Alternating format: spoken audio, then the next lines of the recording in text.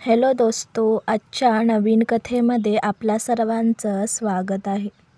आजच्या नवीन कथेचं नाव आहे तुटलेल्या बशीचं पूर्ण सत्य.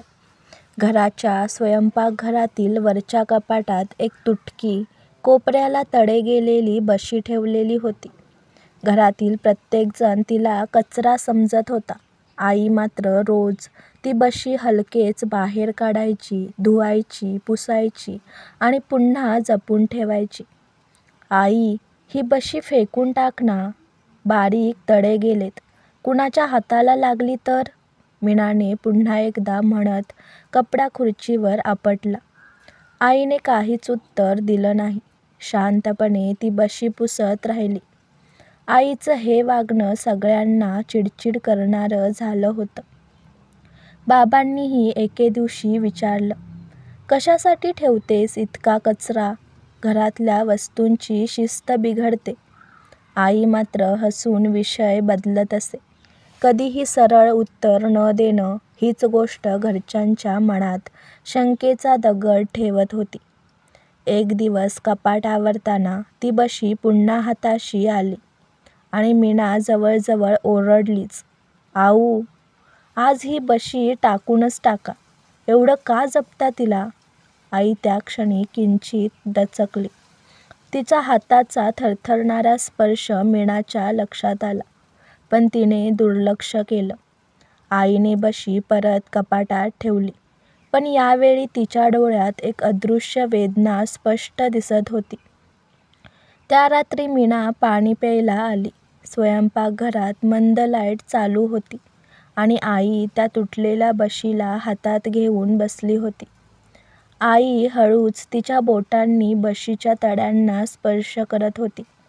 जीवाची काळजी घेणारी, काहीतरी हरवलेल्या आठवणी काढणारी. मीना पहिल्यांदा निशब्द उभी राहिली.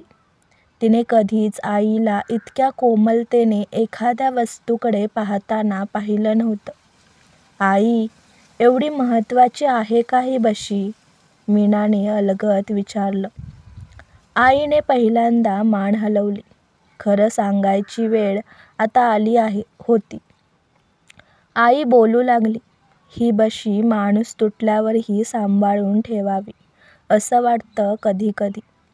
मीना शांतपणे बसली. आई पुढे म्हणाली, तुझा भाऊ आठवतोय ना, रोहन? मीनाच्या घशात शब्द अडकले. भाऊ घर सोडून जाऊन कित्येक वर्ष झाली होती. त्याची पहिली नोकरी, पहिली कमाई. आईच्या डोळ्याला पाणी आलं. त्या पैशातून त्याने मला पहिल्यांदा काहीतरी आणून दिलं होतं. तो म्हणाला होता, आई, यापुढे घरात माझा हातही लागेल. मी इतकी आनंदी झाले होते की ही बशी सोन्याची वाटत होती. मीटरच्या आवाजात कंप होता. पण मग तो काही महिन्यातच रागाच्या भरात घर सोडून गेला. कधीच परतला नाही. कधी फोन नाही, काही नाही. त्या तुटलेल्या बशीकडे पाहत आई म्हणाली, ही तडे, तेच दिवस आठवतात. माझ्या हातातून स्लिप झाली होती. त्याच्यानंतरच्या एका रात्री मनातलं रिकामपण बशीसारखंच तुटलं. पण मी तिला टाकलं नाही, कारण त्याचा शेवटचा स्पर्श यात आहे. मीना स्तब्ध झाली. तिला जाणवलं, आईने केवळ बशी नाही जपली, तिने हरवलेल्या मुलाची आठवण जपली होती. मीनाने आईचा हात घट्ट पकडला. आऊ, आपण रोहनला शोधू, काहीतरी मार्ग काढू. अजून उशीर झालेला नाही.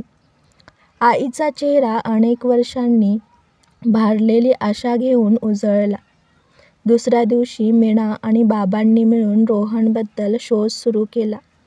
जुने फोन नंबर, मित्र, कॉलेजचे संपर्क, सोशल मीडियावरचे जुने अकाउंट. दिवस गेले, प्रयत्न वाढले. एके संध्याकाळी घराच्या दाराची बेल वाजली. आई धावत गेली नाही. ती शांतपणे उठून दरवाजाकडे गेली, जशी एखादी आई वाट पाहताना वर्षानुवर्षांचा थकवा घेऊन उभी असते.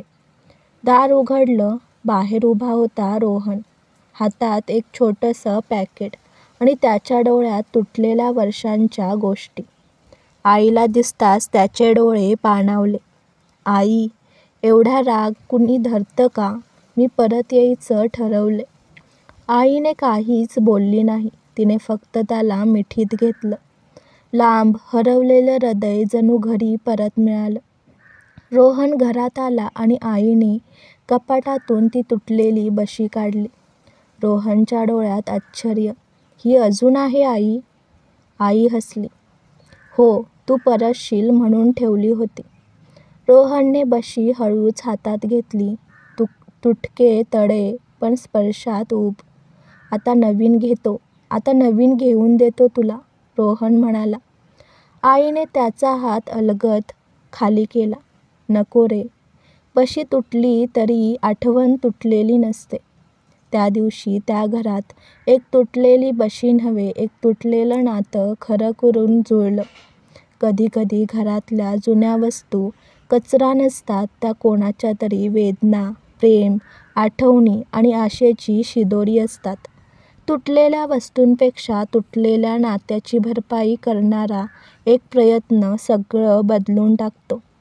आजची कथा आवडला असल्यास व्हिडिओला लाईक करा, चॅनलला सबस्क्राईब करा आणि कथा कशी वाटली हे कमेंटद्वारे जरूर कळवा.